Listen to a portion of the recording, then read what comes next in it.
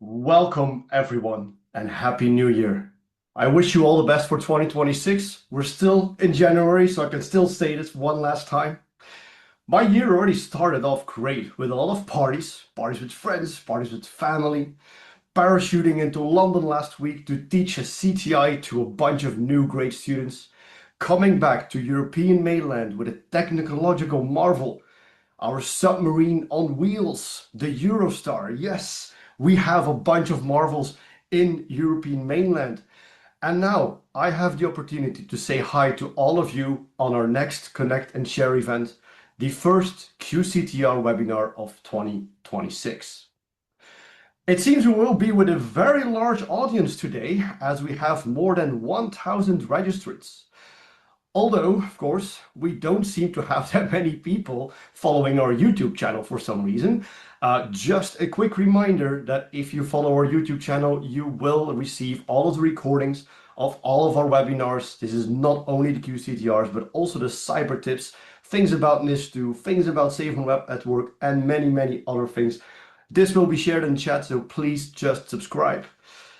And also a little reminder for specifically the Belgian organizations, because I saw a very interesting map just before this, where apparently we have people from all over the world, Middle East, Asia, Europe, the US, and even Greenland. Now, if you look into this, for the Belgian organizations, please, if you have not done so yet, register on the Safe on Web at Work portal, because that allows us to find you very quickly. In case anything happens, we can at least know where to contact you in a very fast and easy way. Now up to our first speaker, and probably most of you already know him. He's been a director of CCB, of the Center for Cybersecurity Belgium, since the beginning of time, a good 10 years ago.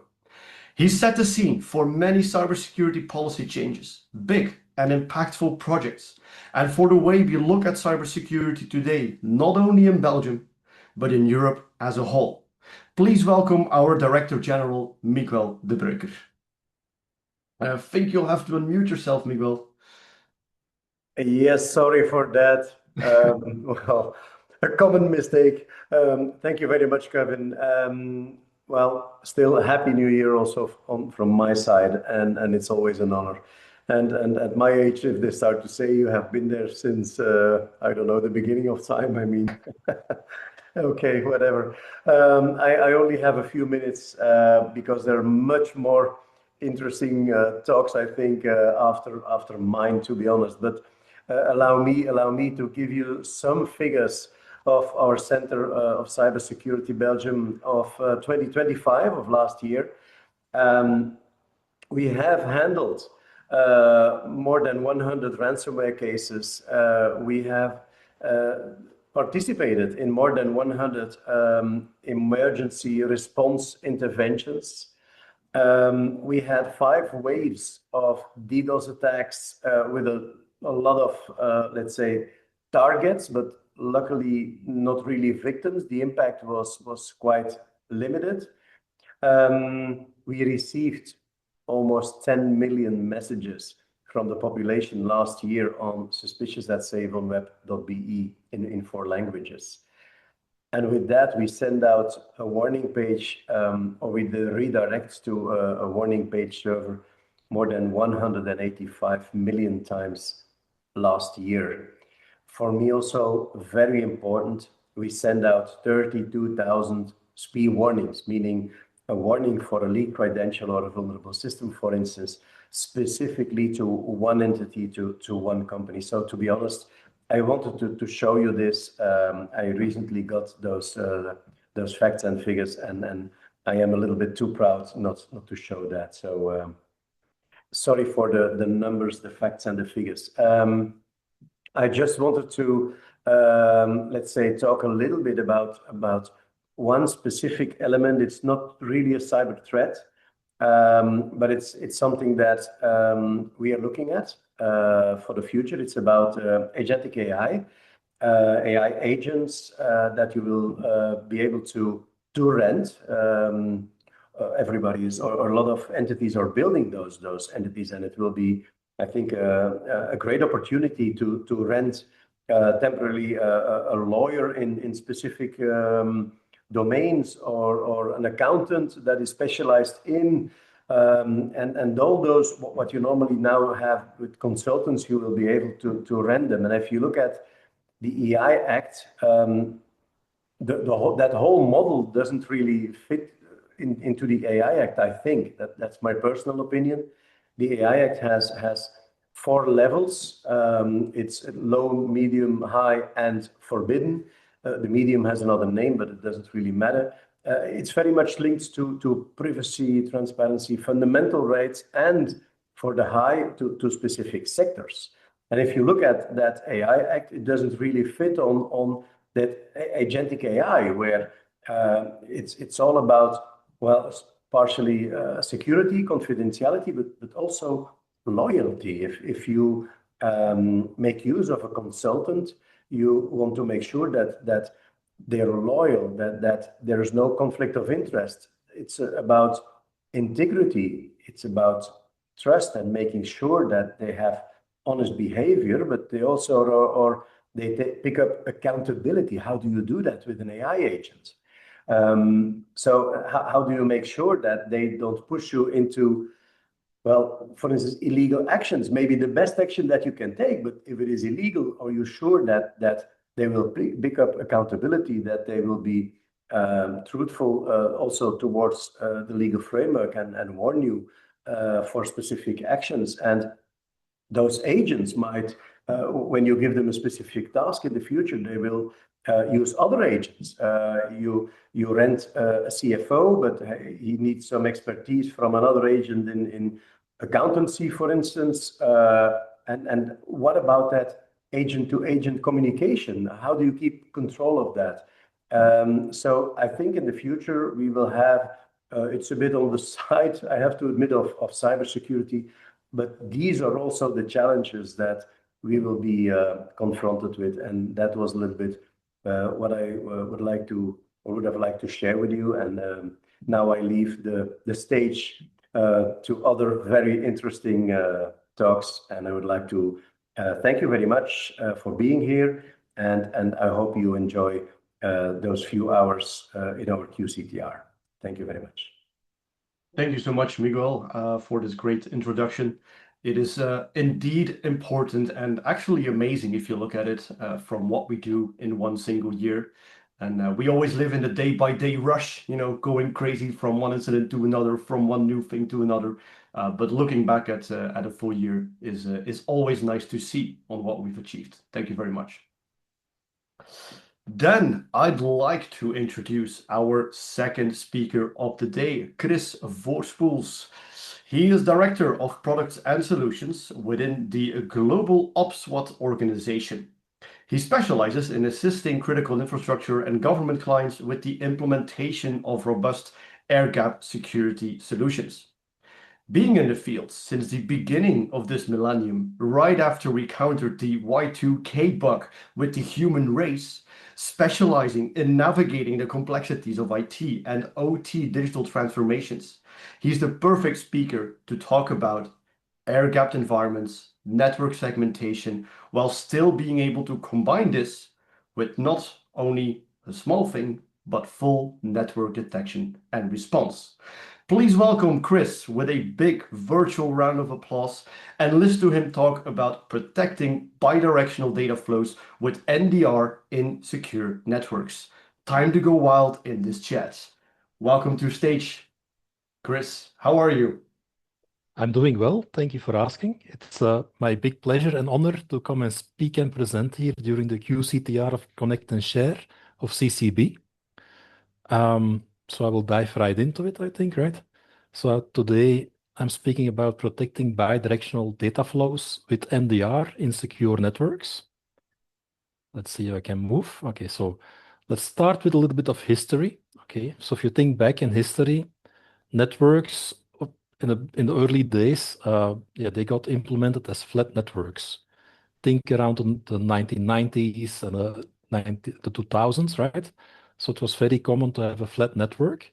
And then, yeah, basically there were like a lot of problematic viruses like Shamoon virus, which caused a lot of damage. So how did that work? In a flat network, if somebody gains initial access, it's very easy to infect one system. But then from that one system, if nothing else prevents lateral movement, okay, they then it basically cause infection of the whole ecosystem of servers in that specific customer. So this is actually the first strategy of an attacker like this, right? Spread your malicious content in as many systems as possible, and then keep monitoring. The moment you have the whole infrastructure, the destruction phase can begin. Okay, so this destruction phase meant okay, they will wipe the master boot record, and then after a reboot, these servers are completely damaged, right? But that was not all, because the threat actor, they're also interested in reporting. So once all of this happened, there was actually a reporting capability going back to the threat actor, and then the threat actor had the capability to basically pull the switch and wipe the whole ecosystem. Very problematic. So back in the day, this actually caused many storage and hard drives to fail. It even caused the price of hard drives to go up globally because there was too much demand in a short time. Okay, luckily the protection strategies evolved, right? So from this flat network where one thread would have the capability to take down the whole network, technology evolved, and the first thing that happened was people started implementing horizontal segmentation, right? So instead of having one Ethernet or IP network, there are some other networks like SDH and MPLS-based systems and transmission time division multiplexing systems, which allows you to basically, through one physical network, make different services so that each service runs in a specific, each application runs in a specific swimming lane, which mainly means if you have a problem in one application, it will only be limited to one application. The other applications keeps working. Now, still losing one application might be problematic. So the best possible scenario is to implement horizontal and vertical segmentation together, right? So the smaller these segments, the more secure it is. So if you have a problem within one segment, it doesn't take down the whole network nor the whole application. Okay, good. This from a protection profile, it's much more interesting. But then from a business perspective, you have to be able to move payloads across these segments. So what do we do there? Well, there are air-gap technologies which come into play. Okay, these are systems like data diodes, cross-domain solutions, and there is a whole gamma in those technologies, right? It starts all the way from the dumb data diodes, which only transmit some layer 2 data, like a network tap from one network to the other, all the way to smart data diodes, which are active on all 7 layers of the OSI model, to the cross-domain solutions, which then in addition will basically also filter the data, which is crossing the security parameters, okay? And then the goal of a cross-domain solution is to filter so that only the known good data will be transmitted across the network parameter. So these diodes are there. Let me give you one example of an optical data diode, how exactly that works. Since it's a QCTR, I can go nice and detailed in the technology. Okay, so let's look into this. So the optical data diode, how does it work? So obviously we are protecting the network parameter, which I call here the electronic security parameter or air gap. So the intention of this air gap is to separate two networks. Depending on the industry, people call this high-low, OT, IT, secure, unsecure, trusted, untrusted. So it all comes down. You have two networks of different classifications, and you have to protect these networks against threats. One of those threats is, okay, if there is an attacker in the red network, let's say, they should never understand how the blue network looks like. So that is what they call a protocol break. What do we have here? Well, in this specific data diode, we have a blue server, which sits in the source network. It has a network interface card that participates normally in the source network. So it can route, you can send TCP, UDP to this network interface card. That all works. And then we have a red data diode server, which sits in the destination network. Again, this system has a normal network interface card so that it can send data to the servers in the destination network. Okay. Now, how does this communicate, and how do we enforce the one-way flow of data? Well, that is by implementing an optical data diode. The blue data diode server has an optical module, which is a transmit-only capability. The red server has a receive-only capability. Light can only flow from blue to red. There is physically no return path, no back channel, no nothing. So it's a completely one-way communication method protected in physics. Now, how do we implement that? Well, the implementation is basically the operating system is hardened, protect ourselves against operating system vulnerabilities. But then multi-factor authentication is also something which is making systems more rugged. So in this case, we implemented the three-factor authentication. It is possible to log into the blue or the red server with a username and a password, fine, but that will only give you the monitoring data. Okay, so you can only see the data. Now, if you want to change the configuration of these data diode servers, there is a third method you need to add, which is the security dongle.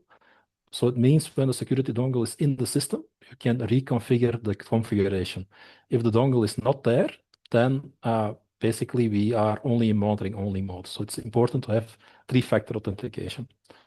By doing all of this, we actually achieve a non-routable protocol break, right? So we're using a different protocol between the blue and the red side.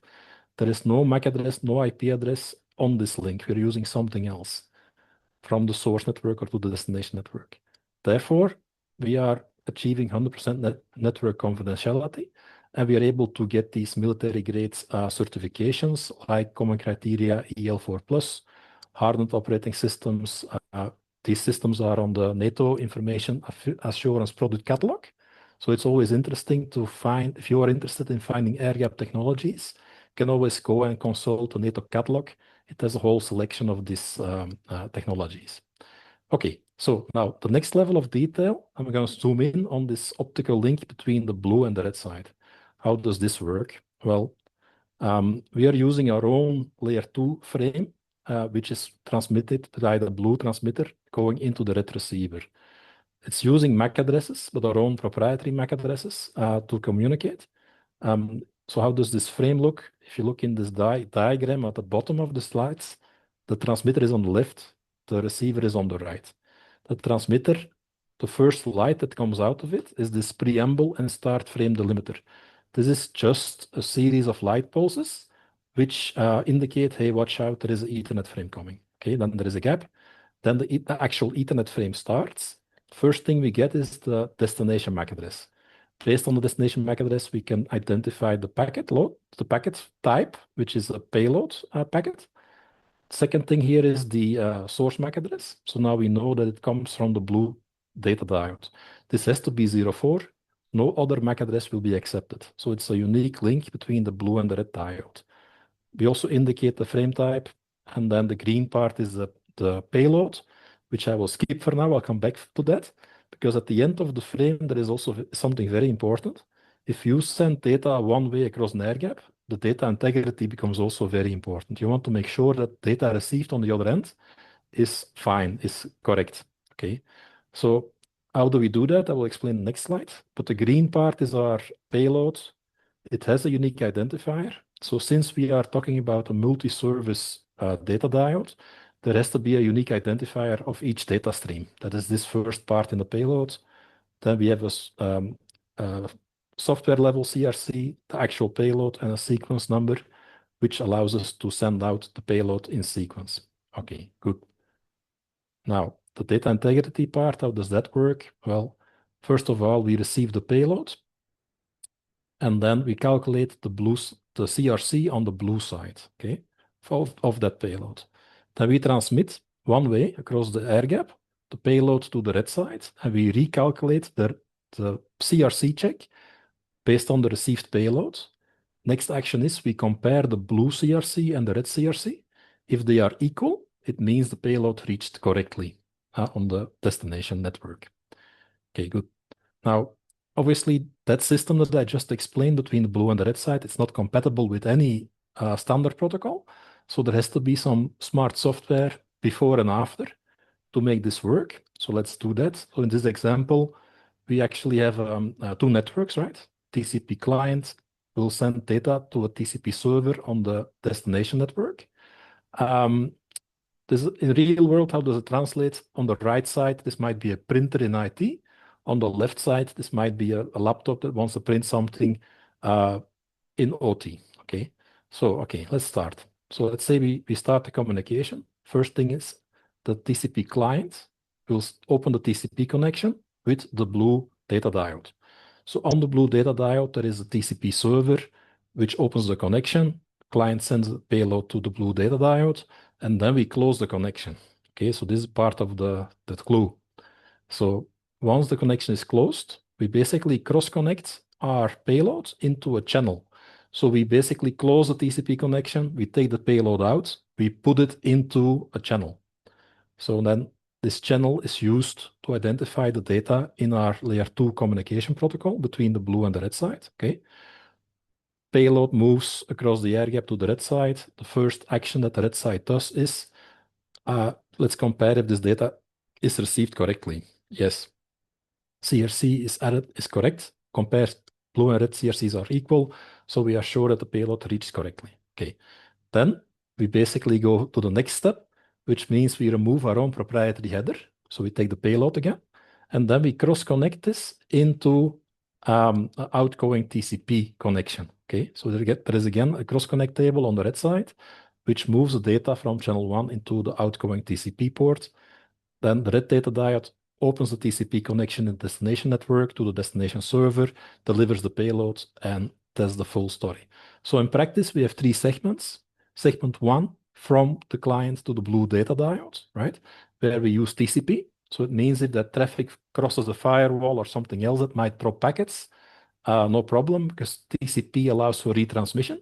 So this way, TCP ensures that the payload reaches the blue data diode correctly. Then we are in the one-way communication segment. So it's important there that this is an optical connection over a short distance, and everything is in our own control. There is nothing else in the middle that can drop packets or corrupt the data. So we have a high-quality optical connection on a short distance. So the chance for bit errors is extremely low. Okay. Then that's segment 2, from blue to red. Ultimately, the third segment is from the red data diode to the destination TCP server, which is again a TCP connection. So if there is a WAN network or a connection to the cloud or something like that, from your red diode to the destination TCP server, which has packet loss, no problem. TCP overcomes that because there can be retransmission between between the red diode and the destination TCP server. Okay, so this is the most simple diagram I can show you. So let's go into the full picture. Okay, so actually we are talking about multi-service data diodes. Okay, so sometimes security organizations, they like to put the blue server in one building and the red server in another building. So then this fiber cable between the two sides becomes a single point of failure. We can overcome that with having a second fiber. Okay, so this is useful in case of fiber breach. Let's say somebody cuts fiber A, no problem. We still have fiber B with all the data. It's also useful as an additional way of guaranteeing data integrity. Okay, in the unlikely event that the data received in fiber A has a mismatching CRC, then the data is not valid. But luckily, we have a second copy, which is coming via fiber B, and then we can use this to send it to the destination. Okay, so this is there. And one additional thing I can mention here is that also high availability is possible with 2 data diodes. Okay, you can achieve that. That would be taking too much of my time. If you want to learn more about that, contact me. I will be happy to explain more in that high availability scenario to you. Okay, now, so we talked about Shamoon, the problem. We spoke about how one optical data diode works in one-way direction. Now it's going to become in the new features. Okay, so this is really interesting because we're implementing a number of technologies combined. So we have this system which is called the back-to-back optical data diode pair. Okay. Now, you take the same optical diode, two sets. Okay, so two optical diodes. You have one optical diode in one direction, and then you connect the second data diode in the opposite direction. So now you have two one-way paths between two networks, right? So it means you have that. Okay, so now the next thing is, in some case, okay, there are three types of data. One of them is bidirectional communication. So in some cases, you absolutely need bidirectional communication. Now with this set, you can achieve that. So these are the purple blocks. You combine blue and red color, you get purple. So I gave it purple. So in this case, you can see here, okay, we have there, the goal is to initiate either a TCP or a UDP bidirectional connection. Okay. In this case, it's an example of a TCP connector. So we identify the TCP initiator here on the left side and the TCP terminator that's on the right bottom corner. So these blocks, they actually communicate via the data diode, right? So the initiator goes via the upper diode to the terminator. So now we have one connection. The terminator can communicate in the opposite direction via the second data diode to the initiator, right? Now, okay, and then if the TCP client wants to start communicating, it opens the TCP connection to the IP address of this left side blue diode to the logical TCP initiator block, right? So it's a defined TCP connection between an ephemeral port on the client and a TCP port, which is supported by this TCP initiator on that top upper blue diode. Once that connection is established, the terminator will also open the TCP connection to the TCP server on the right side, on the other network. So this is again a completely normal TCP connection, because this TCP terminator is a TCP client with its own ephemeral port going to a TCP server on the destination network. So this means we can send data from the left to the right network, and the server can respond back via the second diode to receive the data in the source network. Okay, so this is so far so good. Now, we can also do this in the reverse direction. So the client can be on the right side, the server can be on the left side. It works with TCP, left to right, right to left, and also UDP can be done from left to right and right to left. Okay, so this is a very good story. And with this optical data diode pair, back-to-back connection, we can achieve three scenarios. One is one way out. In this example, OT to IT. We can have a SIM collector in OT sending data one way through the upper diode to the SIM connector in the right side. Now, if we want to have something like remote access, that can be configured using this bidirectional TCP capability. And at the same time, we can also send data in from IT to OT, and that mainly for patch updates and things like that. Now, since we have two individual data diodes, that's interesting because in a country, the national security level sometimes changes, right? So in normal operation, we could go for this kind of setup, no problem. In times of heightened security risk, people, they might go into monitoring only mode. So you can switch off the incoming direction and only allow the outgoing data diode. So now you're completely protected because you only have a way out for monitoring, yet you keep visibility, but you remove the attack surface this way. So it's a very flexible system. Okay, good. Next, one step more. So we have been talking with a number of clients, and the client is always right. Okay, so they came up with this. Okay, we have these government entities in a country, multiple sites. They are connected with dark fiber and encrypted traffic. Okay, so they liked the back-to-back data diode connectivity. So we implemented these back-to-back data diode sets on the network perimeter. But then the additional question came, how can we protect this data stream more? Okay, and then the new combination came to mind. Okay, so it's like if we implement network taps just behind this back-to-back data diodes, right, on the outgoing one connection, we put a transparent passive tap in there, right? So it copies the network traffic.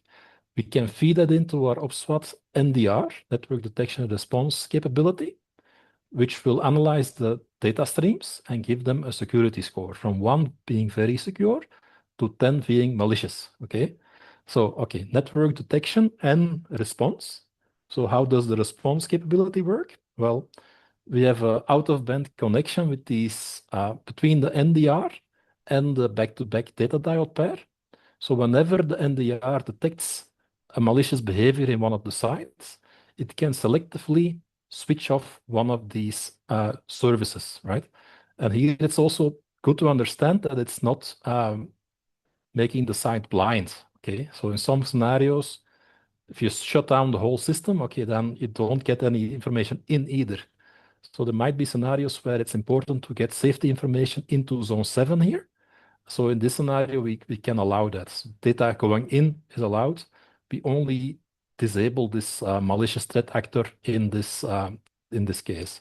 So this is an out-of-band NDR solution which protects the data. The other way to make sure that files are clean. So there is also integration between these back-to-back diodes and an external scanning system, right? So we can do multi-scanning, content design, reconstruct, sandboxing, data leak prevention, AI detection systems, right? So the new detection platforms are aiming to validate if content is not AI generated.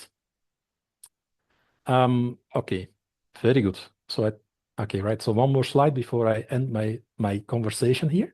So the NDR from our company is a little bit special because it's a bit traditional NDRs are like a smoke detector, right? It means smoke detector, you detect that there is fire, then you need to call the fire department. It takes some time before somebody can come and put out the fire.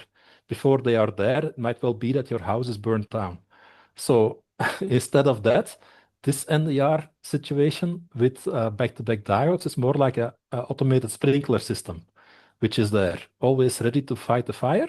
So the moment the fire touches the sprinkler, it will be annihilated by a splash of water. Okay. Good. So thank you for your time and attention, and I will be happy to interact with you more. And if there are any questions, please feel free. Thank you very much, Kris. A very interesting presentation. You make it seem like network segmentation and data dioding is very easy. That's good. It is probably much harder in real life than it is here on the slides. But thank you for that explanation. We do have a couple of questions.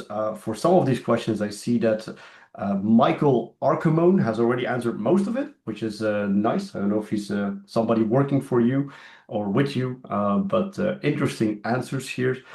A question I did like was, what if the CRC does not match, as it's a single way kind of thing? Red cannot really send. Again, does that then need the bidirectional diode that you talked about, or is there something else? You want a complete story? Okay, let's start. So it's a multi-layered strategy and depends a bit on the applications. So first of all, we do the CRC is just to check if the copy arrives correctly on the red side. Okay. Second safeguard is we have a double fiber. Okay, so we have 2 copies of the data coming into the destination site. Now, maybe sometimes that's not enough because it might be that the destination server is down for maintenance, maybe 4 hours missing data. Now, there is also systems to overcome that, which is basically backfilling, okay? Which means through the data diode, we send the actual value and continuously we send historical data, right? So if you switch off your server and you switch it on again, the moment the actual data hits the server, okay, no problem, you get the data. But the moment you hit the historical backfill, it will be your data gap, the missing data will be restored in your destination system. All right. Thank you very much. In combination with high availability, these systems are really robust. Yeah. Awesome. Thank you for that answer. We have now gotten to the last, to the time where we need to go to the next speaker. So thank you again, Kris. For the other questions, I'm sure you will stay around to answer them offline. Thanks again for the presentation. And now I would like to introduce the next speaker. Clara, Clara is not only a great CTI analyst working for the CCB, but also a mountaineer and a professional tourist wherever she goes. If you want to get some traveler's advice and some cool places to visit that are for once unrelated to cybersecurity, she's your go-to person. She always lightens up our office with her always on big smile, and she's also a great speaker, as you will see here in her next presentation. As a CTI analyst at the CCB Citrus, she will give you an overview of what we've observed in 2025, focusing on the last quarter and giving some insights for you to better prepare for these threats in 2026. Welcome on stage, Clara. I hope you're having such a good day as I am. Thank you, Kevin. By the way, if anybody has ideas about where I can go on holidays, I will also take it. You might not need to put this as a element in the Q&A section of the chat, but I'll be happy to hear any of your suggestions. That being said, thanks, Kevin, for introducing me. And it's really fun to be back on the QCTR. It's been some time, so really happy to be back over here. Of course, some of you might just be wondering, why is it exactly that I decided to call it See You on the Other Side and put a lion on the slide? It's a good question. What you can see is a lion that is possibly hunting. At least the lion is surveying the landscape. And in order to see what's happening out there in the savannah, he needs to be able to rise above the high grass to see. And I thought this was quite telling because for us humans, it can be sometimes complicated to look beyond what's immediately in front of us. We are easily lost in the day-to-day operational tasks, and that can be sometimes a little bit daunting. So what I suggest is that the QCTR is a really important element because it forces us to rise above, to take a step back, look at what happened in the past months and year, and then take that as an opportunity to let us reflect over what could be happening out there. So I'm going to sound like a yoga instructor, but I should all let our lines out and try to take a look together at what happened in order to see what we think might be happening in 2026. So to get us really fully started, I suggest that we start looking at some numbers. So if you look at the numbers, you would see that in the graph, you have the total number of cyber incident notifications that were filled and reported to the CC over the course of 2025. And you will see there's been a rise in the number from quarter to quarter. If we focus on the last quarter of 2025, you see that we reached 170 notifications. Out of those, 21 are IT incidents that did not have a cyber component. So if you really want to zero in on the cyber elements, we actually had 149. Overall, if you're looking at the total number in the space of a year, you would see that there is a 70% increase in 2025 in comparison to 2024. And that's quite telling because for those of you who've been watching QCTRs in the past, I'm going to do a little throwback moment. If you remember, right, I think it was the first QCTR after the entry into force of NIS2. And there we had already seen an increase in, I think, 58% in the number of notifications. Hi, Clara. I'm sorry to stop you there, but there seems to be a strange beep every once and again when you talk. I don't know exactly what it is, but maybe you can switch microphones or something. Okay, I'm going to try to do that. That is interesting. I do not hear it at all. Right, let me try to change it into a different microphone because I am ready for these kinds of issues. Okay, so they should be working right now. Yes. Perfect. Awesome. Go ahead. Thank you. No problem. Thank you for telling me because I had no idea. All right, so trying to disentangle all the things over there. All right, so focusing on that throwback moment I was telling you about. So it happened that last year when we started looking at this increase in the number of notifications, we did wonder whether everything was a NIS2 effect or not. And of course, in good CTI analyst fashion, we said, we don't know. We don't have enough data to be able to properly make an assessment. Now we're close to a year later and we have a lot more data. And what we assume is that based on the information that we have, this is not all linked to a regulatory element. So we identified 4 reasons why there's been an increase in the number of notifications. Of course, one of the reasons might be just Belgium more targeted, but I think there's a little bit more than that. The first element is an increase in digital activity. So we have more of our lives is happening online. We have a greater reliance on digital infrastructure. And of course, we also have more and more connected devices. A second element, there you have it, regulation. Regulations such as NIS2 and DORA do have an important effect because they, at the same time, broaden the scope of the number of entities who have to report, but they also enforce much stricter incident disclosure obligations. So this sort of works out in 2 ways. The third element is a positive element, I guess. The CCB invested heavily into detection capabilities. And so, of course, as we're sending out more alerts, we also have more incidents coming back to us, or at least organizations who did not know they were compromised are coming back to us and say, actually, they are. And then the final element, and personally something that I was a little bit surprised about, is awareness. When we look at the numbers, around half of the number of incident notifications that we receive come from organizations who are not NIS2 or DORA organizations. So you see just all these organizations who just willfully, voluntarily report that to us. So thank you to them. And also a big thank you to our contact center, because they're handling every single one of those notifications and calling back all of these organizations. And without them, we would not be able to do half of the work that we're doing. And a final element is when we're looking at who actually reports to us, we do see that the most targeted organizations tend to be from the public administration sector. And they're followed by transportation, energy, and healthcare. These are just the top ones, but really we do see incidents from every sector. What we do think is interesting there is that there seems to be an interest in targeting critical services, or at least in companies who have a potential impact on real world disruption. But that is not something that is specific to Belgium. That is a trend that is also observable throughout Europe.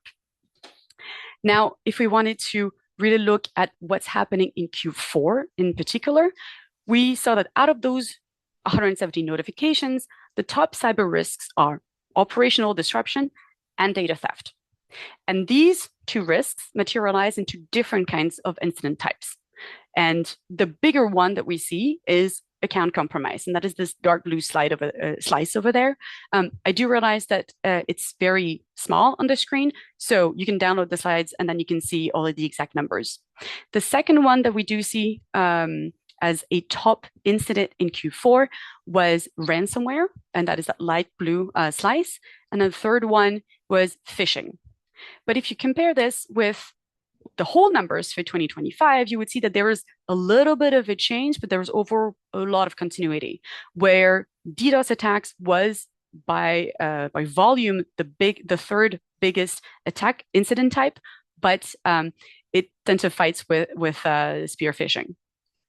So if we're taking those 3 big categories, I want to talk a little bit by focusing on account compromise. Why is that?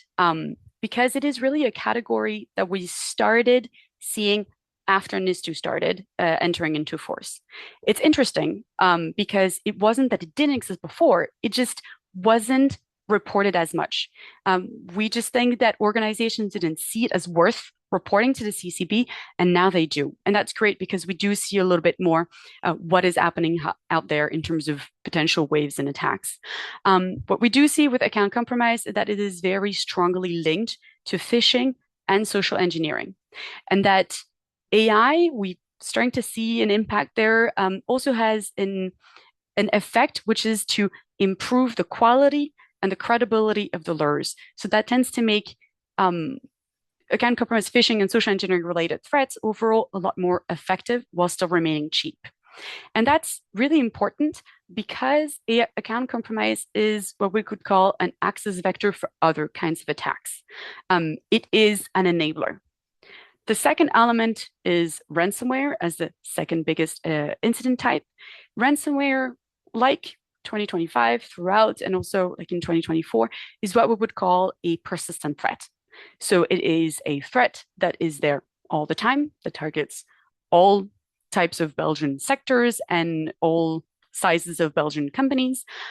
We do see some monthly fluctuations, but overall, it's a risk that's always there. When we look at the ransomware cases that we were able to collect information about, we do see that there is a mix of established ransomware groups that are targeting Belgium, but also some more recent emerging groups also being active. One short element that is really interesting there is that if ransomware remains what we call this persistent threat, we do see that extortion tactics are evolving, and they tend to be evolving in ways to add additional pressure into organizations to force them to pay. Just to give you an example, we had cloud ransomware that now shifted to quadruple extortion tactics just to try to keep making money out of encryption. And then another relevant element for 2025 was the fact that we have more and more hybrid actors. So what we saw is that we have hacktivist groups who typically were performing DDoS and web defacement, and they started turning to ransomware as a way to cause more disruption. And that together with the ransomware as a service and with AI, that basically allows less technical actors to enter the ransomware ecosystem. And if we're focusing lastly on DDoS attacks, where ransomware is more of a persistent threat, DDoS attacks are more what we would call periodic threats, because they're still in Belgium very much linked to geopolitics. What we do see is that very often they are carried out in waves by so-called, usually pro-Russian hacktivist groups. And these waves basically are like campaigns. And what they do is it happens at this very specific time that tends to mirror a geopolitical issue. So we had 5 campaigns from the DDoS project in 2025. 2 of those took place in November and December of last year. And just to give you an example of what might be the geopolitical tensions causing these kinds of waves, in December, if you remember, there was all this discussion happening at the EU about using frozen Russian assets that were held by Euroclear. And that typically would have been a reason to start up a campaign. In terms of impact, we do see that impacts are fairly limited, but also varied. So there is no long-term outage that was really observed in Belgium, usually temporary disruptions. And that was mostly for organizations who have limited protective measures and who are also using hosted providers that are outside of Belgium. If we're looking now at how threat actors decided to cause incidents, so we looked at overall numbers and then attack types, let's look at how exactly they got in. One of the primary ways that they caused incidents was by exploiting vulnerabilities. And usually it's about exploiting known vulnerabilities. And I just put a couple of examples on the slide. Why? Simply as a way to get into a system, to compromise a system, but those vulnerabilities are also used in order to expand and develop botnets. And that's something that we sometimes tend to forget about. Another element is malware, which is still very much an element that we should not be overlooking, especially remote access Trojans to remote into a system and info stealer are the kinds of malware that we see extremely often. And that is something that we see not only affecting citizens, but also organizations. And of course, who says ransomware attacks also says ransomware strain. So we were able to identify some malware there. Info stealers tend to be linked to compromised credentials, but it's not the only way. But compromised credentials is also something that when you're not able to exploit a vulnerability, you're still able to get into a system using those. And they're usually pretty cheap. And with password reuse, they can be valuable tools to get into systems. I also talked a little bit about phishing and social engineering in the previous slides. I'm not going to focus too much on that. But in the past quarter and also throughout 2025, we did see the rise of the click fix technique for social engineering. Also related to it, but a little bit less common, file fix. But one thing I would like to slightly put a little bit more focus on is supply chain attacks, because very often we think of supply chain attacks as being the compromise of a supplier. But in these cases, what we've seen very often is poisoning NPM packages that are used by developers. And so there you need to pay a lot of extra attention for the vendors to look not just at how good or bad your suppliers are, but also what is the code that you're going to be running. If we're zooming out to look at the entirety of 2025, we would see once again the prevalence of unpatched vulnerabilities as a way to compromise and breach systems. And that is especially true for edge devices. So vulnerabilities in your edge devices, make sure to patch them quickly. But it's also something that should not be overlooked, that threat actors do also like to look at very common popular technology, including storage technology. Things such as SharePoint can also be extremely valuable for data theft. Another kind of trend that we saw, and what was really interesting in Belgium, was malvertising as a way to distribute fake software. And so we had a case in the past couple of months in Belgium that was linked to the fake app suite PDF editor. So it's a kind of, it was a Trojanized PDF editor that was just distributed using fake ads. What was interesting there is that we had assumed that it would affect mostly citizens, and we had tens of thousands of hits every day. So we're able to identify a couple of victims. But actually, we saw that a lot of organizations were affected, including large organizations. So there you really want to be asking yourself, what can my normal users do? What can they download? And what can they execute? And I think that's definitely something that we sometimes tend to forget about. And then a third observation that we had was the rise of CEO fraud using messaging platforms. So typical CEO fraud uses a compromised email account, but there we would see that the threat actors would tend to use WhatsApp messages in particular in order to exert extra pressure to force people to pay. Now, if we're looking at state-sponsored activity, and I know that it's one of the sides that people are the most interested about. So in the past quarter, the state-sponsored activity that we saw the most came mainly from Chinese, Russian, and North Korean Nexus threat actors. It doesn't mean that there was no activity from Iran. It was just, in comparison, relatively little. We see that their usual goals tend to be intelligence collection and long-term compromise. And if those goals might be shared, the tactics that are used by the groups differ. So the Chinese threat actors tend to try to use their custom malware, such as PlugX, and try to distribute that as a way to get in. Whereas the Russian threat actors would tend to favor a little bit more targeted social engineering, with the idea of getting into the professional environments, especially Microsoft 365 and the Google environments, trying to get into documentation, but also emails. The North Koreans, on the other hand, just sort of stayed with the remote IT worker scheme, where in Belgium, they tend to focus particularly on organizations who are active in Web3, blockchain, and AI development tools. In 2025, if we're looking at fully the entire year, we see that there is a constant interest in exploited known vulnerabilities as a way to collect intelligence, but also in order to gain a persistent foothold into systems. And that is especially true for individuals and organizations who are active in foreign policy. These ones remain key targets, but what we do see is that there's this trend towards broadening the scope beyond just foreign policy to include other critical sectors. And finally, the use of AI and LLMs is once again playing a role in that it impacts the speed, the sophistication, and the effectiveness of cyber operations. So now we saw all the stuff that happened in 2025. So how does that inform what we think will the threat landscape in Belgium would look like in 2026? Well, we saw that basically there was overall continuity between Q4 2025 with the rest of 2025. And we do not foresee that 2026 will be massively different. We do not expect to see any fundamental shift in the kinds of actors that will be present in Belgium and the kinds of attacks. So we still think that there will be financially motivated actors, hacktivist groups, and state-sponsored actors. And we also think that typically we will continue to see account compromise, ransomware, DDoS attacks, and phishing as the primary types of incidents that will be reported.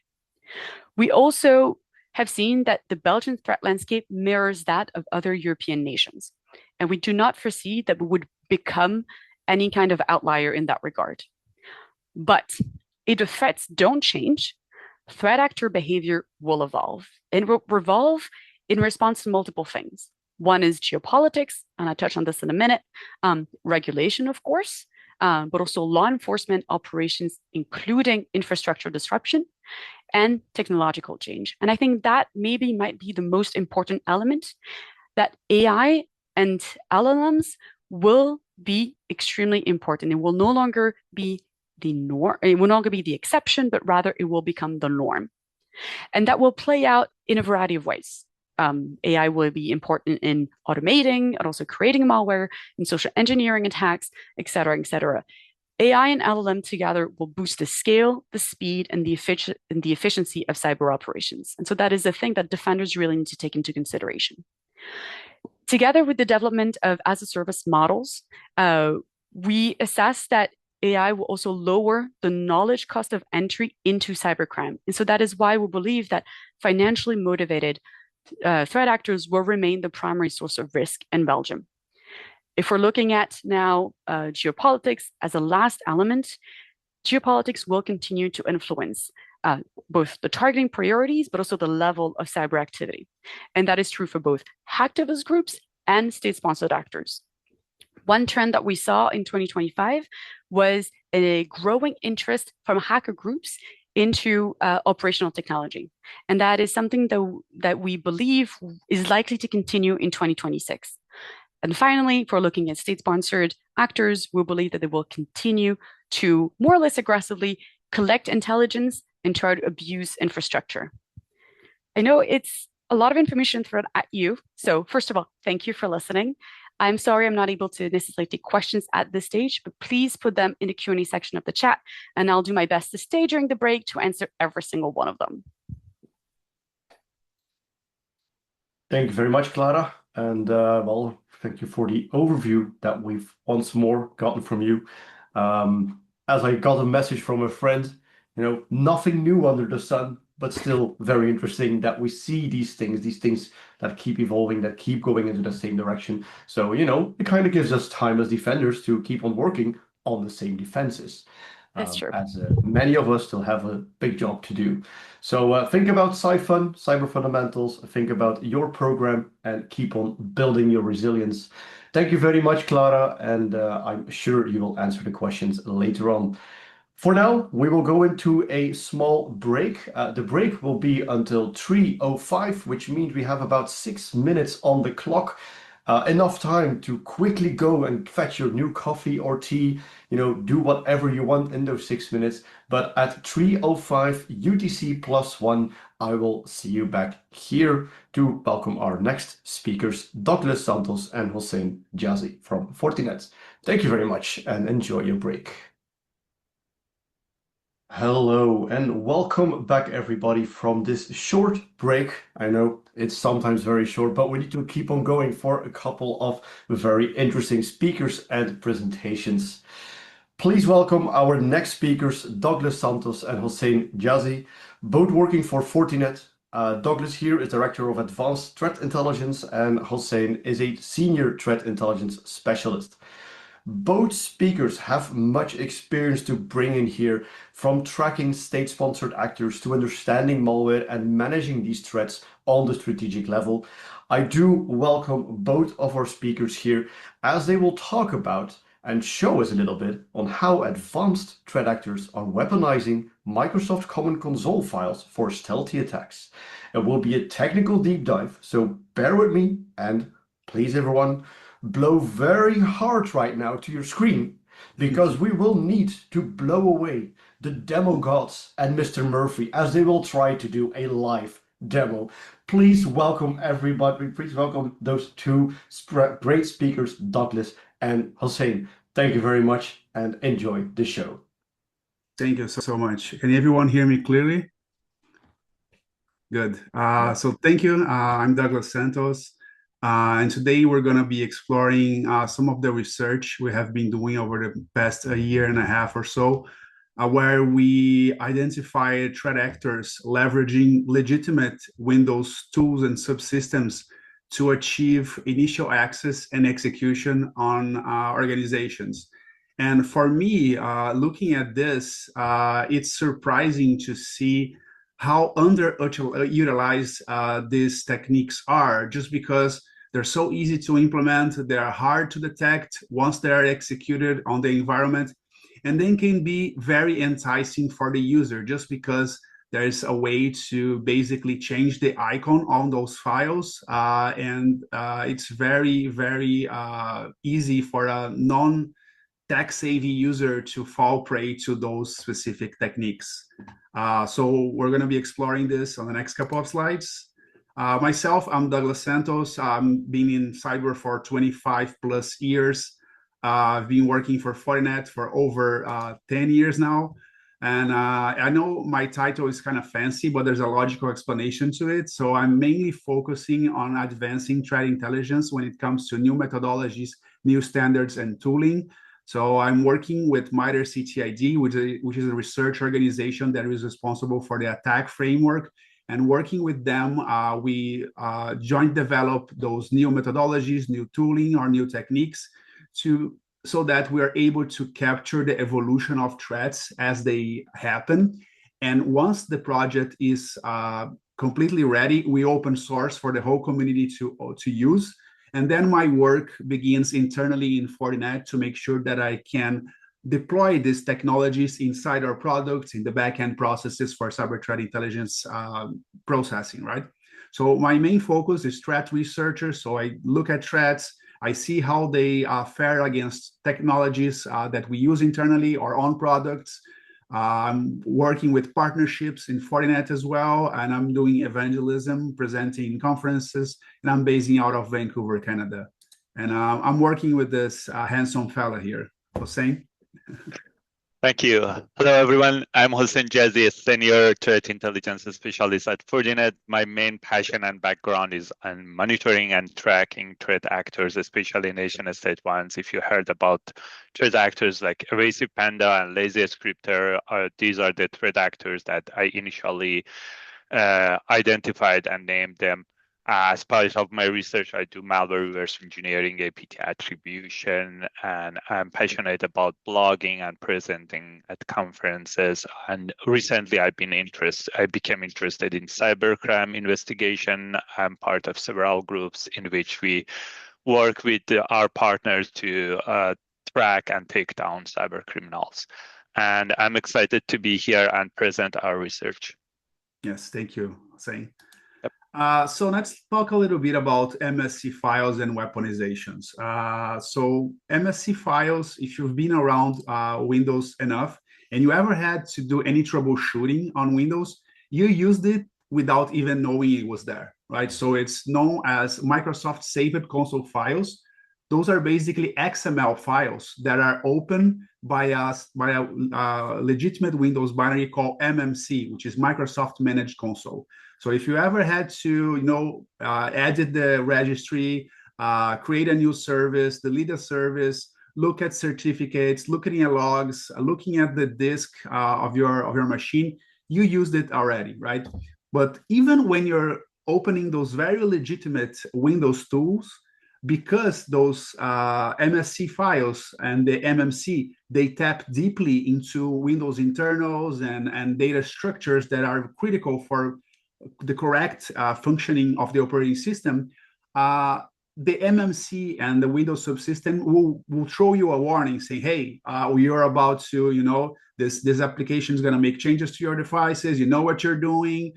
This can, make or break your system. Are you sure you want to open this? And then you click yes. And then you are presented with MMC, opening the MSC file, which is an XML file, tapping into different Windows subsystems so you can manipulate those to your need, right? So a lot of specific things happen, and we're gonna show you what's happening when this is abused, right? So I think I have to click on this video here. Yes.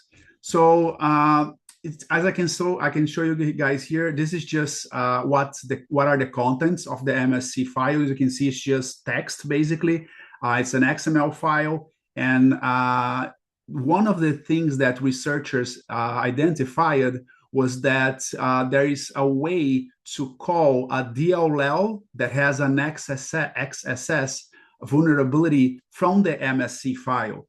And when calling this specific DLL and abusing this vulnerability, you can execute code. And as you guys saw, there was no warning at all, right? I mean, I could just click on that and I got execution. There was no warnings, not anything. And that's because of the way this vulnerability inside apds.dll works, right? So you can see here how it's being exploited. In this case, it's an innocuous POC. We use this to test our own defenses, but I'm tapping into the Windows subsystem. I'm using MMC, but no warnings at all. It's just downright execution, right?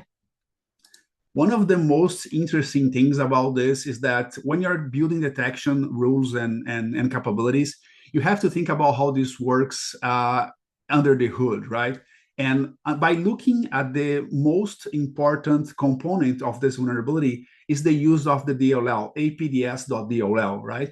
And the way it is loaded into the system is completely, not completely, I'll say 90% evasive when thinking about how we are actually looking at DLL loads.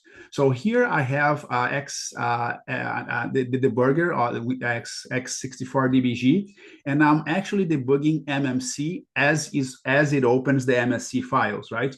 So here we can see that APDS is loaded because I can see it on the memory map of MMC, but there's no other telltales in either the logs of the debugger or the call stack or anything else, right? So it's depending on how your EDR is looking at DLL loads, this will be completely blind to this specific technique, right? So it doesn't show on the module map, it doesn't show on the log of common debugger. So and this is because it's used just to locate strings. It's not actually loading the full DLL, okay?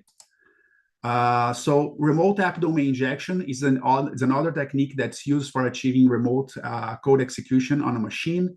So a little bit about app domain specifically and app domain injection.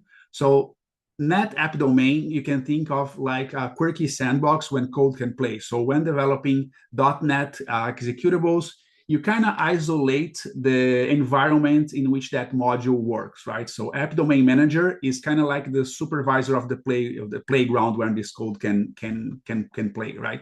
So the common language runtimes calls this manager when a .NET application boots up. It's now deprecated or no longer supported, but it's still there, right? Local app domain injection specifically has been known since 2020 and is categorized as MITRE ID 1574.014.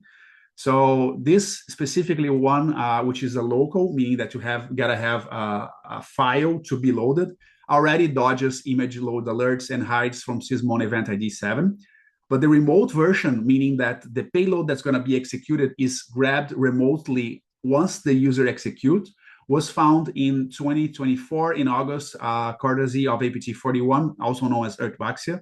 And I'm going to show you guys right now how does this work. So it's another XML file, and here we can see that it's basically identifying an assembly, which is basically a DLL.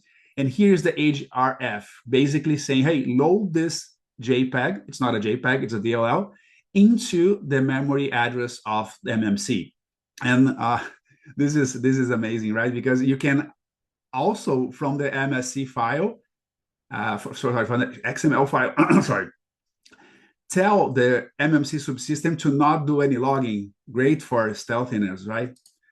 So when doing the remote fileless app domain injection, if you want to replicate this, all you have to do to test your defenses, and this is what we do, you have to define a my app domain manager here, a public sealed class, and you have to actually create a signing key for this. And once you are crafting the malicious XML file, those things must match, right? So you see here the public key token, the my app domain manager in green, and the public sealed class in yellow, okay?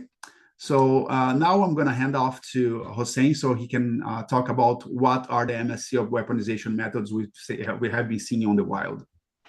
All right, thank you. Yeah, in this section, I'm going to talk about the different MSC weaponization methods that we have observed in the wild. So the first method, next slide, please. So the first method, and probably the most popular one and easiest one to implement, is using the console taskbar to run malicious commands. As you can see here, you can specify the command line, the tool that you want to execute the command, for example, CMD or PowerShell, and then you can specify the command that needs to be executed by that chosen tool. Most of the threat actors usually disguise the MSC file with a custom icon to look like a document or trusted tool. And once malicious command runs in the background, a decoy document often opens to make it look legitimate and distract the user. Even though this method is really easy to implement, but it's noisy at the same time, it usually spawns a child process like PowerShell, which is something that detection systems are already looking for. The second method, yes. So the second method is a method that Doug already talked about a little bit. So this method involves exploiting CVE 2024-43572, which is a remote code execution vulnerability in Microsoft Management Console, and specifically through the component called APDS.dll.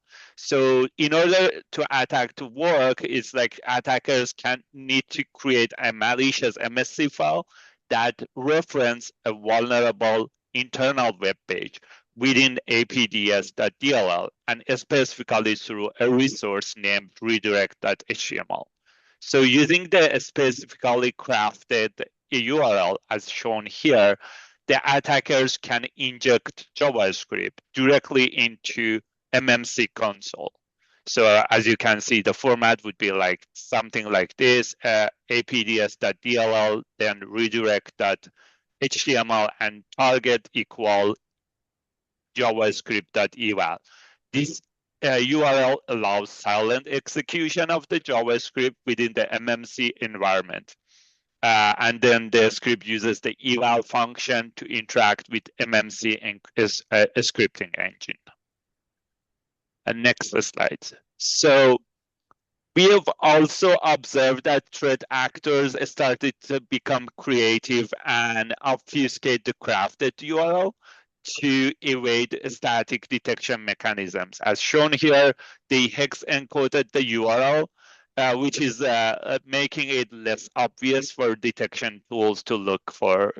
So when really decode that, you can see the familiar apds.dll. These simple obfuscation techniques helps payload bypass basic signature detection mechanism, and it's still like achieving the same result. All right, next slide. The third variant, we call it Grim Resource Plus, is this method usually abuse execute shell command method within MMC view object to run malicious commands on the victim's machine. It works by creating a malicious MSC file that embeds a shockwave flash object inside the ActiveX control, which by default open a web browser inside the MMC console. So when the browser loads, the content of the attacker control HTML page will be executed. In order for this attack to work, we need to define two key snapping. The first snapping will be linked to the web address snapping. This is the remote control page HTML. So the content of this page will be executed. And the second one is the ActiveX control snapping. Usually here is the CLS ID. Usually threat actors replace the CLS ID with like MSXML CLS ID that support XSL transform and JavaScript execution. In this very simple setup, they can directly embed shockwave large object or web a specific command, such as execute shell command into the web page. In that way, you don't need to specify the CLS ID. Next slide. This slide shows the distribution of these three methods that we have observed. As you can see, the most popular method is the first method. We called it shadow MMC. Around 51% of samples have used this method to weaponize their MSC files. The second popular method is the Grim resource one that execute that abuse the APDS vulnerability. And as you can see, around 41% of samples have used this method. And among these samples, only 5% of them have used that obfuscation method that I mentioned in the previous slide. And finally, the third method, which we call it Grim Resource Plus Plus, is less popular, and only 9% of samples have used this method. Next slide. In this section, I'm going to talk a little bit about various APT and cybercrime groups that we have observed use MSC files as initial infection vector in their operations. Yes. So this slide shows the distribution of the samples by threat actor. As you can see, at least 9 known threat actors have used MSC files in their operations. Mustang Panda and Kimsuki are the most active one, responsible for around 30 and 25% of the samples, respectively. And following them, we have observed APT32, Patchwork, Mimeastic, Erspaxia, and Bidder also leverage MSC files in their operations. We finally, around 16% of samples, we were not able to attribute that, and it was because we didn't have the sufficient evidence to attribute them to a specific threat actor. This slide shows the distribution of the operation per month. As you can see, the very first operation was operated by Kimsuki around April 2024. And since then, we've observed the STD increase in the use of MSC files, reaching the peak around August and September 2024, where both Mustang Panda and Kimsuki the most active ones. Starting July and August 2025, other threat 2024. Other threat actors such as Erspaxia, APT32 also began use MSC files in their operations. After August, we observed the STD decrease in use of MSC files and reaching the lowest point around February 2025. However, since March 2025, we observed somehow resurgence of using MSC files, particularly from Mustang Panda, who began using MSC files actively in their operations. And after March and April 2025, again, we observed that threat actors using MSC files in the operation have been decreased. And this is because several new techniques have observed in the wild. For example, ClickFix became popular, and some of the threat actors, such as Kimsuki, started to use the ClickFix in their operations. Still, we observe some threat actors have used MSC files in their operation, even in October and November 2025, especially Patchwork and Kimsuki have used these MSC files in their operations. Thank you very much, Hossein, but I will have to round up here. I don't know how many slides you still have. Okay. But it is time to go to the next presentation. Do you have any final remarks you want to say to the public? Well, I think Doug can a little bit mention about the detection, but for a minute, I think it would be nice. Yes. So just to finish here. So as we spoke, it's very complicated to identify these attacks if you don't know where to look, right? So setting up ETWs to look for suspicious DLL loads is a good one, but remember APDS won't look. I guess the best one is to basically look for MMC doing network activity or spawning new processes. And for app domain injection, as we saw on the XML file, you can instruct it to not do any logging. So I would instead look for memory heuristics on .NET processes, loading DLLs with page execute write copy. So it's the permission of the page, and looking for the syscalls that have been done on that DLL. So like create remote thread, decoding cryptographic payloads, so on and so forth. Thank you so much. All right. Thank you very much for those closing remarks. Thank you. That was a very interesting presentation. It was a technical deep dive, of course, with a lot of code and a lot of things, but it is very interesting to see that stuff happening out there. So thank you for sharing. And I'm sure that more information is available online on the Fortinet website. And of course, you can also check out the full presentation in the resources for everybody to download. Thank you again, Douglas and Hossein, and I'm sure we'll see each other some other time. Thank you. Then, the last speaker for today. Oh, I know, it always comes to an end. Fun times always pass way too fast. But we welcome here Kurt Baumgartner, an old friend of mine, an old friend of ours actually, who's a researcher and co-founder of a new company called TLP Black. I think the first time we met Kurt was back in 2019 at a very interesting conference. Was not in Belgium, but we did have a lot of beers. So, those pre-COVID times, they were good, they were nice. Now, every time, and this is for everybody to listen to, every time I talk to Kurt or he just presents something new, I'm always at awe.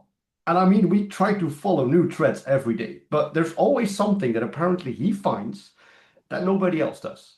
So I'm really looking forward to this presentation, and today he will actually enrich us with research that he's done on ORB networks, or otherwise known as operational relay box networks, something that we've also observed in 2025 as it is being used by multiple China Nexus actors, but I'm sure we'll learn something new here. Welcome to the QCTR stage, and have fun giving your ORB reflections and a research presentation, Kurt. Thank you very much. Thank you very much, Kevin. It's great to see you again. Hopefully we can have some beers in Belgium sometime too. Today I'm here to talk about ORB reflections and research. Hopefully I can live up to that introduction, very kind of you. And everybody walks away with at least a little bit of something new in relation to ORB networks.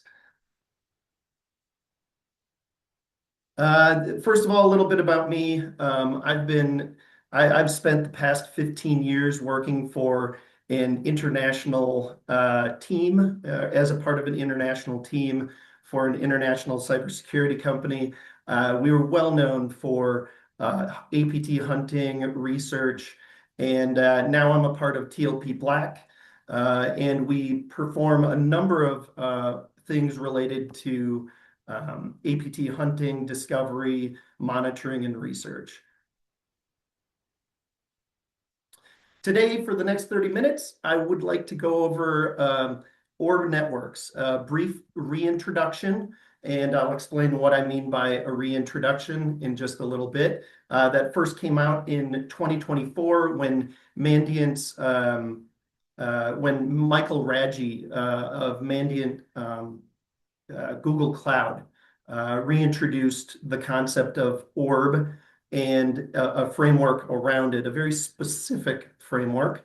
And I want to briefly go over a history of the term, some reflections of what was going on in 2025, and then what we expect to see in 2026, which would include some tangential research, I think, related to anonymization networks in general. So first off, the 2024 ORB reintroduction, and a little bit of discussion about the term itself. So if you don't know, I'm assuming for the most part, a lot of you already know a bit about operational relay box networks. But within the framework introduced by Mandiant in 2024, an orb network is a proxy network, and it's a mesh network that facilitates covert cyber operations. It can be very complex, or it can be fairly flat. They give, Michael Radji in his presentation gives several examples. Orb3 would be an example of a very flat orb network. And something like Orb2 would be an example of a rather complex network with node relays and a very strong or very global mesh supporting the network. So this reintroduction, what did this orb framework really address? Oddly, it is scoped. There's a pretty severe scoping, limiting the framework to China nexus activity. Somewhat strange, because in the presentation he does acknowledge that there are Russian actors, Iranian actors, there are all sorts of actors, or I should say actors from all over the world that are using something like an orb network, but they don't fit under this specific framework. And it may have something to do with the sort of explosion of orb network activity that is related to China nexus groups, but it has a pretty severe scope. The framework addresses the incomplete nature of terms that he feels are bandied about. So simply calling it a proxy network, a botnet, or offering up network IOCs related to these orb networks doesn't fully encapsulate the complexity and the true nature of these mesh networks. And we'll get into exactly what those are in just a little bit. He wants to address the massive scale and the complexity of these networks. And the scale here is something that is notable. In the next few slides, we'll look at exactly how large some of these networks have gotten compared to even a decade ago. This is a long-standing problem. So in 2016, the Chinese SSF reorganized, and Mandiant claims that there was sort of a big bang of commercialized sustainable entities that are now supporting these orb networks and maintaining these orb networks. And then finally, there is a need to unify the discussion itself to identify what we're defending against and to properly address the problem. Now, an interesting thing is being introduced here, that we enumerate these orb resources as orb 1, orb 2, orb 3, and of course other organizations and other defenders are not necessarily picking that up. They're calling them covert network 1658. I think that's Microsoft's moniker for Quad 7. And so we aren't necessarily having a unified discussion here, but the framework is there. One interesting thing and kind of unusual thing about this nomenclature is that with APTs, we have APTs from all over the world: Russian, North Korean, Iranian, you name it. And then with this particular phenomenon, again, the scope is limited to a truly Asian Pacific phenomenon. So we're not calling it an APT phenomenon, we're calling it Orb 1, Orb 2, Orb 3, even though it truly is an Asian Pacific threat. So that's a little strange here. The naming can be a little odd, but it seems like a very useful and a nice framework. If you haven't had a chance to watch his presentation, I include a link to it here. It's fantastic. It goes through not only the framework itself, but hunting and specific use cases. It's excellent. I had an opportunity when he presented here in Denver at NWISE to attend it, and it was great. I was very fortunate. There are some complications that this framework addresses, and essentially it comes down to the dynamic nature and the temporality, the multiple use nature of each orb. So you may have one actor that's building out their orb network and using it themselves while they're selling access to it or providing access to it to multiple other actors. So it becomes very difficult for defenders to understand exactly who is attacking them in any one given moment if they aren't fully tracking and keeping an updated model of these orb networks. And then finally, the ephemerality of these networks. How long are these data points remaining a part of this particular orb, and can they change over time? We've seen that with Iron Husky and other sorts of APT, where if you're looking at a specific IP address, it may be that host may be changed and used by another actor the next day. So with that sort of dynamic nature, that's something we have to address, and these complications are best addressed with this orb framework. So having said that, in 2024, this orb framework was reintroduced. Let's briefly look at a history of the term orb, because it does go back quite a ways. It's a special term, and we do see it popping up in some slides that were leaked online. These public slides were not likely the non-Snowden slides that were leaked, and they refer to 2010 orbs that have nothing to do with China. There's no China nexus here. But what's interesting about the slides is back in 2010, they're describing their use as a covert infrastructure that confounds attribution. The use cases have to do with exploitation and exfiltration. Some of the slides that are publicly available describe mass efforts to identify or to discover targets and come up with a list of simply 3,000 potential orbs. You compare that to some of the recent reporting regarding Flax Typhoon. The FBI came out and said that they were aware of 1.2 million nodes that were compromised and used as a part of this orb network. So when you compare the orb activity of long ago, it would take 8 teams of 3 network analysts a day to come up with 3,000 potential orbs. And here you have today orb networks that are cycling through 1.2 million nodes, and at any one time have an active list of 250,000 nodes. You have a much larger problem on your hands today than you did over a decade ago.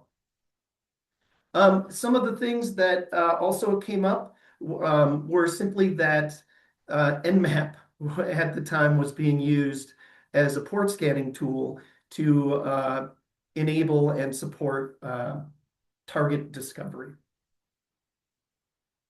So, okay, the term is over a decade old. What's changed since then?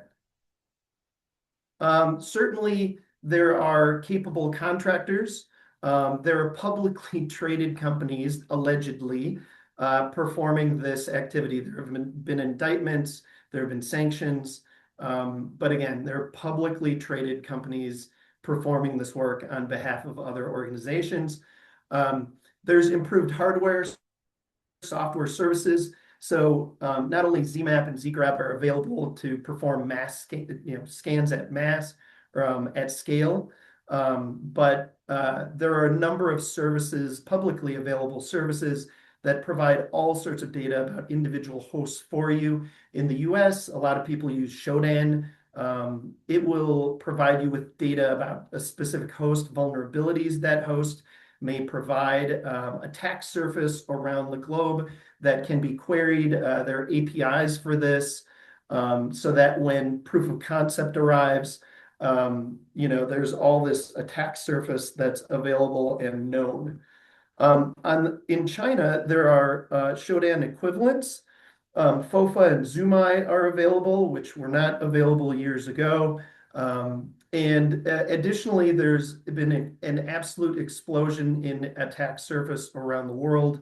IoT devices, end-of-life routers, unpatched devices that are simply that are not end-of-life, but residential network owners just haven't gotten around to patching them, or businesses that haven't, patched their devices. So it's a huge problem, and it is ongoing. Open source availability has certainly accelerated. Mirai source code floated around. A lot of these end-day exploits that are being used to compromise and create what are called non-provisioned nodes, which are simply compromised IoT or router devices, are readily available. The Tor browser or Tor source, along with proxies, router exploit, all of this is fully available online, and sort of the seeds of the concept has been leaked, and there's been over a decade of this global orb activity to set the example, to set the stage, essentially. So in the decade, okay, it's been over a decade, what has remained the same? There have been a couple of things. Nmap style utilities continue to be used to identify hosts and attack surface. And the attack surface continues to be routing devices, and firewalls. Network edge devices are consistently and routinely attacked to provide support for these mesh networks. So as we're looking back at 2025, I realize the scope of the presentation has to focus on Q4 in particular. Let's just look back at 2025 a bit and the biggest orb reports.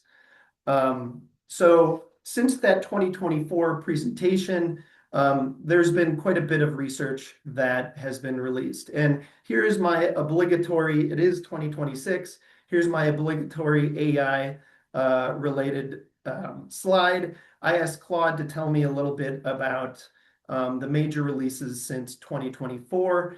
And Claude let me know there have been 9 major public reports. Not all of them have been in 2025. And of course, to me, the most significant was the Raptor Trainer report, which Claude managed to forget about. So I asked Claude to review that, and Claude reminded me that, oh yeah, I missed that one. So AI certainly is aiding my research here in its own way.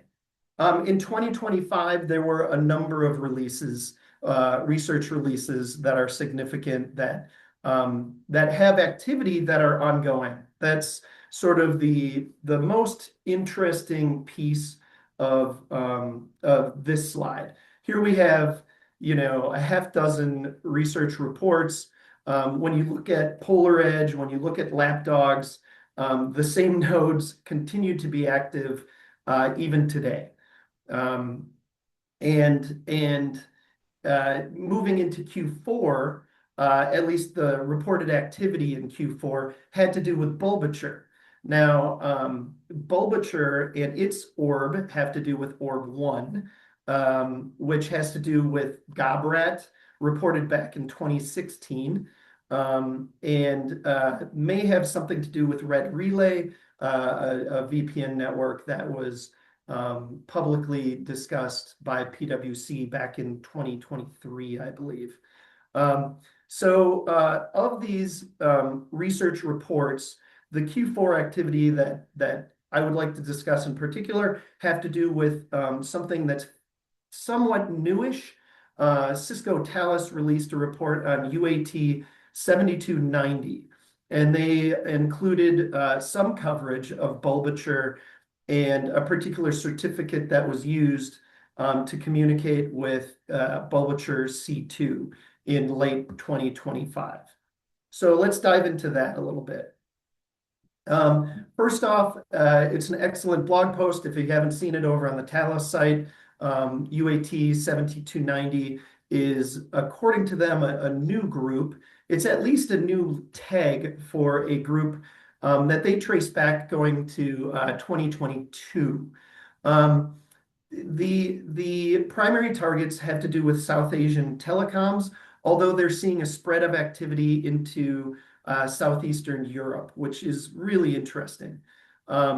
They discuss a sort of a dual role for this actor, for this group, providing both espionage, cyber espionage of their own, but becoming an initial access provider for this orb network. It's still being hammered out exactly how if they're maintaining this orb themselves, or if they're just providing compromised devices for this orb to be maintained by someone else. It's a little gray area for me, and there's no mention of GobRat. So when in a little bit, I'll talk about the overlap between Bulbature and GobRat, but they trace this group to 2022, and GobRat certainly has a history prior to that. And yeah, there's just a little confusion here on my part about exactly how far back this group goes and their involvement in running this orb. The group itself is not terribly sophisticated. They don't have an exploit factory like the Pacific Rim guys did. They rely on public POC, which is interesting in itself. Talos claims that they have strong overlap with Red Foxtrot. And this is a little odd because that group goes back a long ways. The reporting came out, I believe, in 2021 and recorded future associated the resources and activity, all the TTPs, to a PLA group SSF unit in their public reporting years ago. So again, I'm not sure where the lines fully are delineated here for this group. But let's dive a little more into the Bulbature infrastructure and what Talos is talking about here. So they identify a particular certificate that's being used by the implants and on the C2 that are hosted within two networks, mostly in China and Hong Kong. They provide a SHA-256 fingerprint for the certificate, and if you look back, at least in our data, we do see some overlap with GobRat, Supershell, and Cobalt Strike for these C2, which is interesting in itself. At the same time, there's another certificate that helps us identify GobRat admin servers, and there are more than 24 of those C2 in Hong Kong. And 4 of those hosts match Sequoia reporting from 2023. So there's a lot of overlap here that continues to happen. To me, it looks like there are separate clusters of Bulbature C2, and there are separate clusters of GobRat admin hosts, but they all overlap in some way. They are mostly being maintained in Hong Kong and China, and there aren't any samples that have any callbacks recently being shared on VT. So these guys have become more sophisticated, and the hosts are moving around. They are setting up new boxes, taking some down. There were, at the time of reporting, I believe it was 128 in early January, 128 Bulbature C2 related to this activity. But if you examine the data now, around 24 of those servers have been taken down, and I'm sure they'll pop up elsewhere. They'll pop up again, possibly with new certificates. But the point here is the group is active. They're actively maintaining new C2, new admin consoles, there are incremental steps that we're seeing with this infrastructure, and it all continues to overlap. We see updates and additional functionality on multiple servers. I included an interesting IP address here that includes several different bits of functionality that aren't provided on some of the other GOBRAT admin C2. There's UDP functionality that's being included at this C2. So there, in all likelihood, there's a newer bot that this C2 is managing and providing command and control for. And if you're looking for data regarding crossover, and you're trying to see and you're trying to understand where things may cross over between GOBRAT admin and Bulbature C2, I included 2 IP addresses for researchers to move forward with that provide some interesting overlap between the two disparate technologies that these groups are using. And then finally, one notable thing, I want to kind of pivot away from specific orb talk, because we're looking at 2026 and what's coming. Their anonymization networks are sort of tangential to orb networks, and these include residential proxy networks. They can be compromised, but they can also be provided by the owner of that router device. They can be providing these proxies knowingly, but not knowing the data transiting their proxy. We've seen private APT using residential private or proxy networks, known ones that you can pay for. They use it for covert information gathering, and we've seen activity being addressed by major social networks throughout 2025 that have real-world ramifications that are really pretty severe. And we expect to see more of that in 2026. So yes, we will continue seeing orb networks. We will continue seeing build out and support for them. But I believe we will see more of these paid networks and APT actors who may not have the resources to maintain a 1.2 million node effort or maintain 250,000 active nodes in their orb networks. They're going to turn to these residential proxy networks, and we'll see more covert information gathering from them.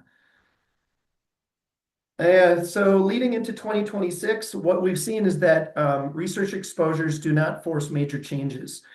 Yes, the groups are incrementally changing their infrastructure and changing their orb node implants, but there aren't major changes that we've seen. End of life and unpatched devices will continue to provide plenty of material for these actors to attack and abuse. These orbs will continue to exist until we see Raptor train equivalent disruption from government or otherwise, or other organizations. They are not being ripped down. In one case, yeah, with APT 31, I believe we saw some true disruption there, but these orb networks are resilient. And then we're going to, again, see actors spread out to residential proxy and private VPN networks. We've seen VPN networks used by actors in the past. On FRAC, for example, we saw a particular actor using SuperJumper, and I believe we will see more research being presented on this type of activity leading into 2026. So more orb tangential research in addition to the orb activity that we've been seeing throughout 2025. And finally, I just want to leave you with a couple, what presentation would be worthwhile without a couple interesting IOCs included in the slides. So I thank you for your time, and I look forward to seeing more orb research in 2026. Thank you, Kevin. Awesome. Thank you very much, Kurt. Again, interesting presentation, as we've seen so many of them today. Before we go into the closing thoughts, there is one question that I've seen here from Brent. Basically says, how can you realistically defend yourself against attacks via orb networks?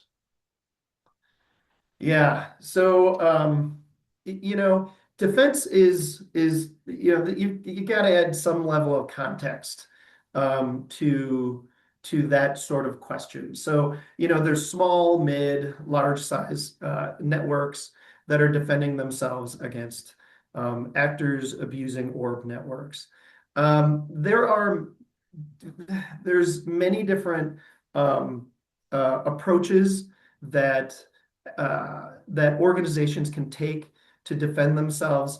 I mean, really, the covert activity, if you're defending yourself against Chinese APT, you're aware of how persistent and already that you need to be looking out for spear phishing. And really, the confounding factor here is the attribution is going to be confused at first.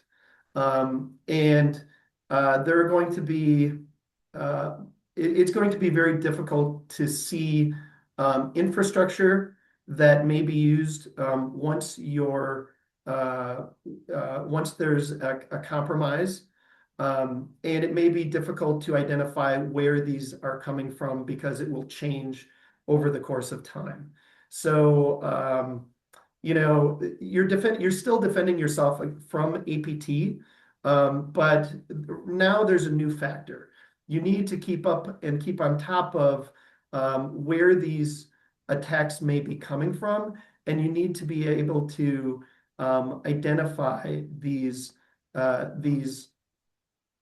exit nodes coming from residential networks and unexpected places. Now, I've seen large, like social networks that deal with these actors by limiting sort of visibility that these actors may have into their content. I've seen other organizations simply deal with it as an APT problem that they've had all along. But certainly the attribution is a confounding factor here. So intelligence, really, you need to dive into monitoring and tracking these dynamic resources, these org networks. Yep. So keep on researching and keep on sharing with everyone, I would say.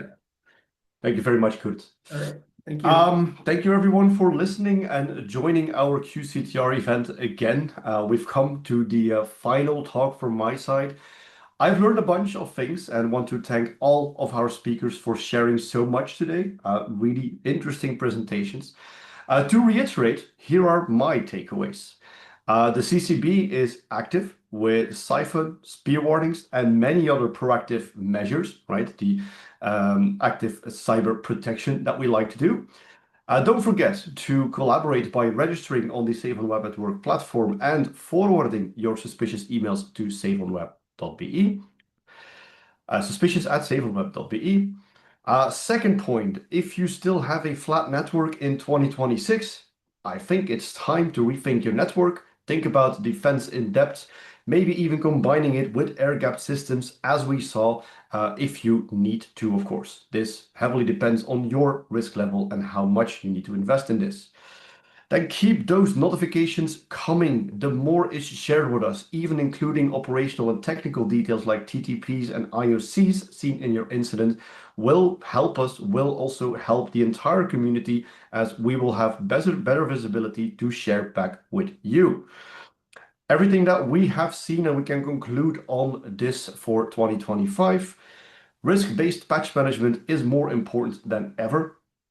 Think about your supply chain and which libraries you're including in your software that you're redistributing to your customers or even installing in your own network. On this, never forget about your third-party risk in general. Next point, social engineering is still very much a thing with click fix, file fix campaigns, CEO fraud going through messaging platforms instead of email, but never forget good old email messages.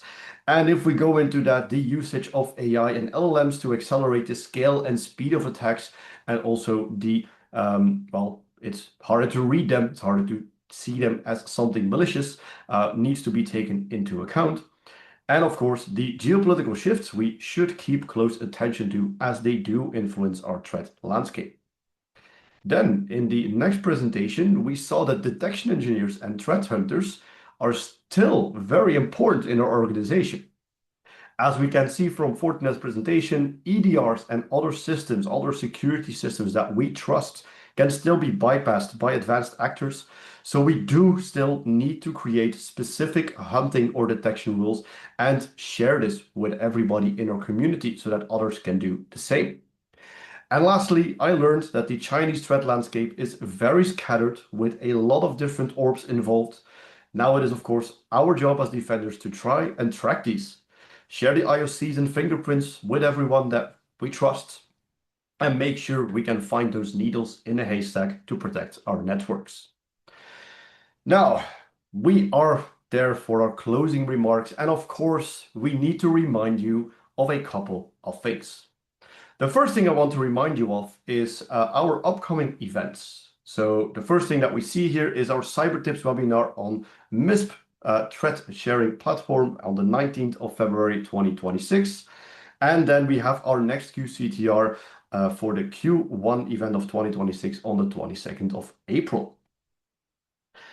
We would also like to call for proposals for the next QCTR. I mean, finding these speakers is not always easy. If you have something new, if you see a breach that will baffle everybody's mind, if you want to share something with the community, please do so and drop your proposal at connectandshare@ccb.belgium.be. And of course, as always, make some noise for the next QCTR.